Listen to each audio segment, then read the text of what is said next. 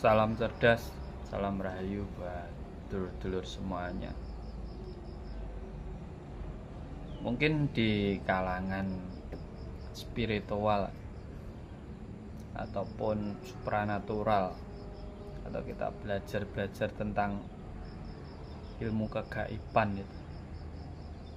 Kalau kita dengar yang namanya alas purwo itu, seakan-akan kita juga kembali memori kita ke mitos-mitosnya yang sangat mencekam, yang di situ tempat wingit, jalmo moro jalmo mati. Jadi buat teman-teman yang baru mendengar ataupun baru tahu ceritanya, ya alangkah baiknya teman-teman itu datang langsung ke sana, datang langsung agar lebih paham, lebih tahu tentang keadaan sebenarnya di sana.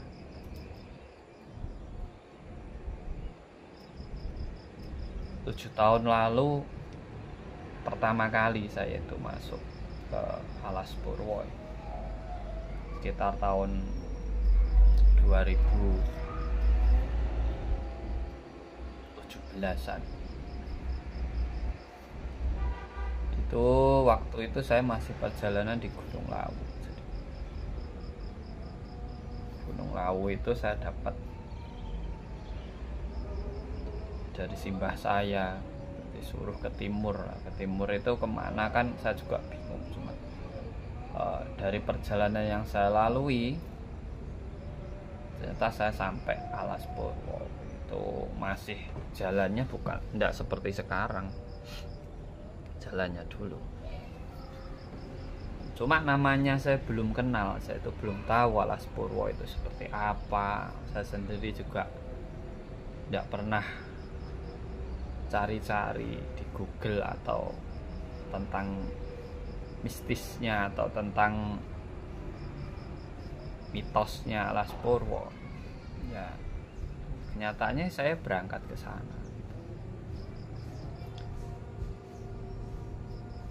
Ya sering mendengar juga. Waktu berangkat itu kita tanya tentang alas purwo. Ya memang mitosnya luar biasa, dari mulut ke mulut. Bahkan orang-orang spiritual tuh bilang kalau alas purwo itu kerajaan jin tanah Jawa itu ada di sana. Dan juga di sana itu tidak semua orang bisa masuk, harus melalui pintu-pintu tertentu, harus melalui juru kunci tertentu. Itu juga ada juga. Kalau sampai mendengar cerita itu belum pernah ke sana, ya apa itu kurang afdol atau kurang pas gitu. Jadi alas purwo itu sebenarnya tempatnya sangat luar biasa. Tempatnya sangat luar biasa. Pertama saya kali masuk, saya merasakan angin alas purwo. Itu sangat luar biasa. Dan alas purwo itu memang tempat yang sangat bagus untuk perenungan diri atau untuk semedi atau meditasi. Karena apa? Karena tanah di alas purwo itu mengandung 4 unsur tanah. Jadi di saat kita duduk di atasnya, maka tubuh kita itu seperti netral. Energi-energi negatif dalam diri kita itu otomatis netral. Dan ketenangan itu mudah didapat. Apalagi orang-orang yang sering mendengar mitosnya, kalau ke sana itu seru, nanti dia mengingat-ingat, ada rasa takutnya, ada rasa was-wasnya kan gitu. Dan yang saya alami di sana itu ya memang membawa perubahan dalam hidup saya itu 360 derajat. Kesadaran itu bisa kembali mutlak di saat saya sudah melakukan perenungan di sana. Cuma jalur yang saya lalui kan masuk dari pintu masuk itu ke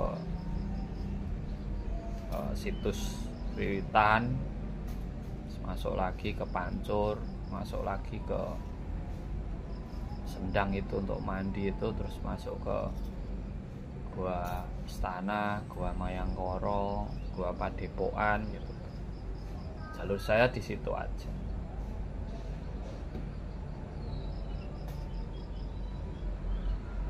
Jadi kalau kita membahasnya tentang gaib, ya kita nanti kalau ke sana hanya jadi sebuah cerita tentang gaib-gaib. Tapi kalau kita ke Alas Purwo itu memang mau mencari kesadaran diri kita, di sanalah tempat yang paling luar biasa buat panjenengan untuk introspeksi diri. Itu sangat luar biasa Alas Purwo. Makanya teman-teman kalau mau jalan-jalan ke Alas Purwo, disiapkan niat dan tujuannya. Tujuannya untuk apa? Nah, di sana itu untuk tujuan apa saja ya bisa.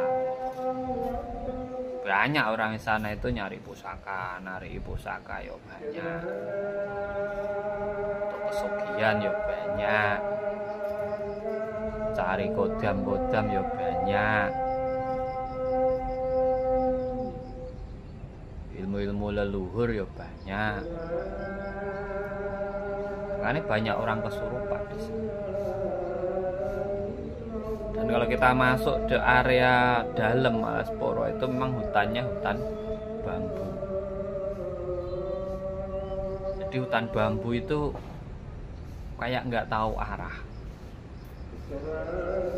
Makanya banyak orang tersesat di sana itu gara-gara itu. Bukan gara-gara banyak jinnya di sana ya. Dan ini kalau kita mau cerita tentang pengalaman saya pribadi. Kalau pengalaman orang-orang lain ya monggo. Kan pengalaman kita pribadi. Jadi sebuah tempat yang dianggap sakral, yang dianggap mistis, yang dibumbui mitos-mitos yang luar biasa, itu sebenarnya tempat yang sangat bagus untuk bermeditasi. Karena apa? Dulu banyak orang-orang besar yang duduk meditasi di sana. Nah, biar tidak dirusak, biar selalu terawat, makanya dibumbui mitos-mitos agar tidak semua orang itu masuk ke sana. Sebenarnya itu kalau Alas Purwo itu, kalau sampai nyarinya gaib-gaib, ya sampai nggak akan ketemu. Jadi situlah saya mulai pertama dari situs Wiwitan ke Pancur, terus naik ke Gua Istana dan Gua Mayangkara. Memang tempat paling spesial untuk saya memang di Gua Mayangkara. Karena di sana itu tempatnya lebih tinggi, ketenangannya dapat, terus nggak pengap. Untuk duduk, untuk bermeditasi itu memang benar-benar luar biasa. Gua Mayangkara itu yang naiknya pakai tangga itu Gua Mayangkara. Jadi dulu memang jujur saya itu yo seneng wiritan, pas masuk pertama itu lagi belajar ilmu hikmah saya dulu. Karena saya penasaran pengen ngelihat makhluk gaib. Sama teman-teman semua rasakan itu. Katanya buka mata batin ini itulah untuk melihat makhluk-makhluk gaib gitu. Nah itu saya juga mengalami itu. Makanya kenapa di saat teman-teman itu chat saya atau apa minta dibukakan mata batin, pasti saya kasih tahu yang sebenarnya. Hal yang gaib dan yang nyata itu adalah diri kita sendiri. Kita masuk ke dalam hutan, kita masuk ke dalam gua, itu sama saja masuk ke dalam diri kita sendiri. Kita memahami diri kita sendiri. Seangker-angkernya Alas Purwo itu kan masih angker diri kita, kan gitu. Sehebat-hebatnya Raja Iblis itu kan masih hebat iblis yang ada dalam diri kita. Seganas dan sebesarnya makhluk siluman kayak atau apa itu kan masih besar apa yang ada dalam diri kita.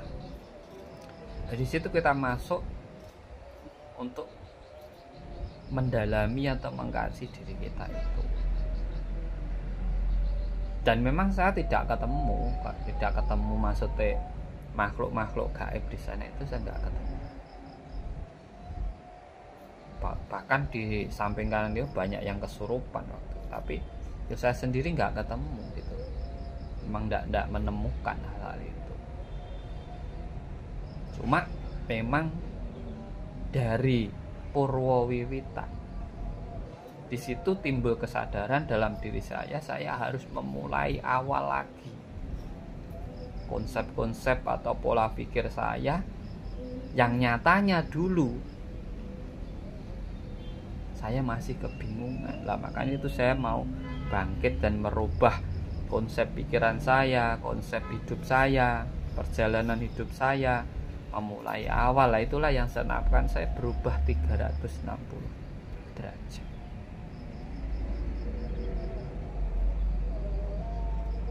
Tidak ingin mencari lagi, tapi ingin memahami. Saya memang mau kembali jadi orang Jawa karena saya besar di Jawa. Lah Jawa yang saya pahami itu adalah Jawa yang paham. Namanya Jawa itu kan paham. Yang Jawa nih kalau paham bisa memahami. Itu saya menggali banyak pemahaman di dalam Alas Purwo itu tadi. Yo pakai sajen, yo biasa kita kan bersyukur ke alam gitu loh. Alas Purwo itu kan juga alam gitu loh. Cuma nggak seangker mitosnya gitu. Nggak seangker mitosnya. Dan mungkin sekarang nggak seperti dulu lagi. Sekarang lebih indah Alas Purwo itu karena sudah dibangun, sudah listrik masuk. Kalau dulu belum, dulu bawa lilin. Kalau sekarang sudah listrik masuk, pantainya ya bagus. Nah di situ apa yang kita dengar? Kalau kita hanya mendengar saja, apa yang kita lihat kalau kita hanya melihat saja, tapi kita tidak mampu membaca sesuatu yang kita dengar, kita lihat, itu ya akan jadi omong kosong. Kita hanya akan cerita ke sana ke sini.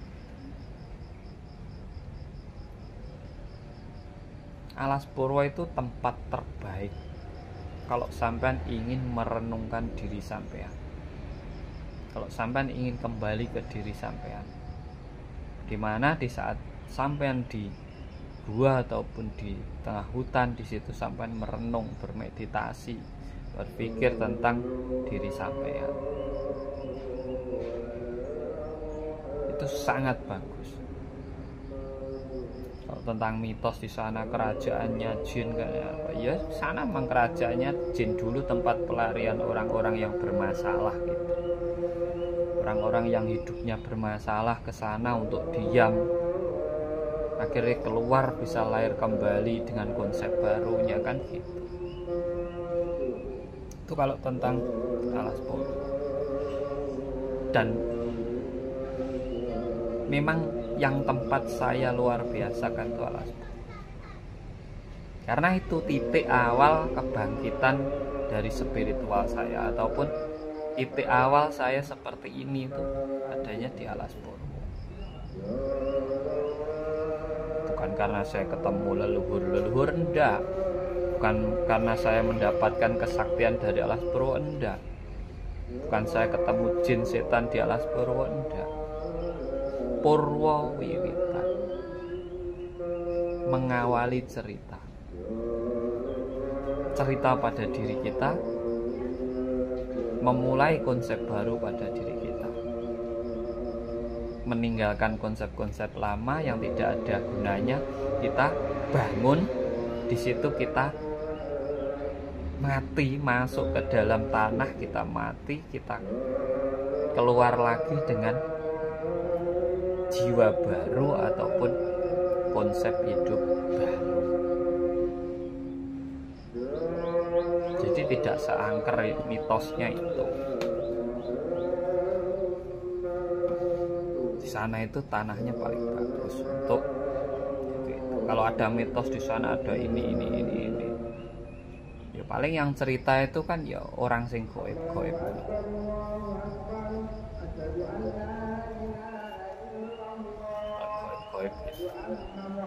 Cuma ya banyak memang yang bercerita seperti itu banyak. Tapi ini pengalaman pribadi saya seperti itu. Ya kalau ular saya pernah ketemu, ular, rusa, tank gitu. Kalau harimau memang belum, karena tidak keluarnya tidak bisa ditentukan kalau harimau. Karena yang banyak itu harimau pohon. Disitulah kita mengkaji sebuah perjalanan, di mana perjalanan itu tidak menjadi sebuah cerita yang menakutkan untuk orang lain, tetapi cerita itu bisa memberi edukasi untuk yang lainnya. Seangkernya Alas Poro, seangkernya Gunung Lawu, seangkernya Gunung Semeru, atau seangker-angkernya tempat di alam semesta ini, yang paling angker itu adalah diri kita sendiri. Sampai boleh resapi, boleh cermati, boleh camkan. Lahirlah kembali dalam konsep pikiran yang baru, munculkan sejarah baru, bangun jiwa raga yang baru pada diri sampean. Disitulah sampean berarti memahami yang namanya Purwo Wiwitan. Salam